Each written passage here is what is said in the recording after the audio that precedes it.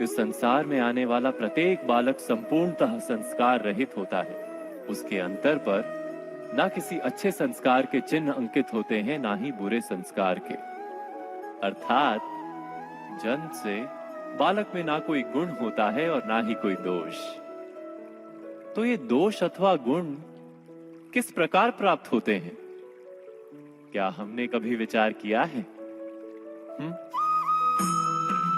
जो बात माता पिता के मुख से निरंतर सुनी जाती है, वही बात उनकी संतानों के हृदय का संस्कार बनती है। जैसे किसी गांव में नदी तट तक एक पगडंडी बन जाती है केवल उस मार्ग पर बार बार चलने के कारण।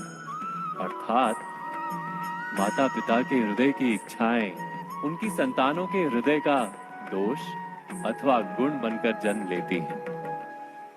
क्या ये सत्य नहीं?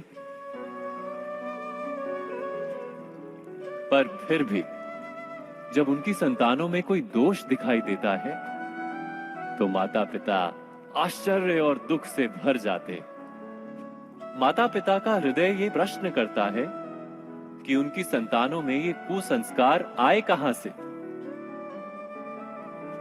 सत्य तो यही है कि माता पिता अपनी संतानों को अनजाने में ही कुसंस्कार के बीज दे देते हैं, जो उनके संतानों की हृदय भूमि पर कुसंस्कार का वृक्ष बनकर उगता है।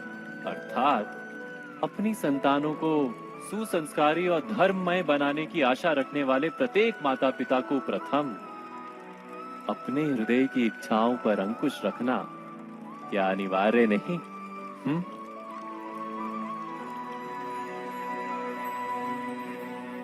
प्रत्येक माता पिता इस पर विचार अवश्य कीजिएगा।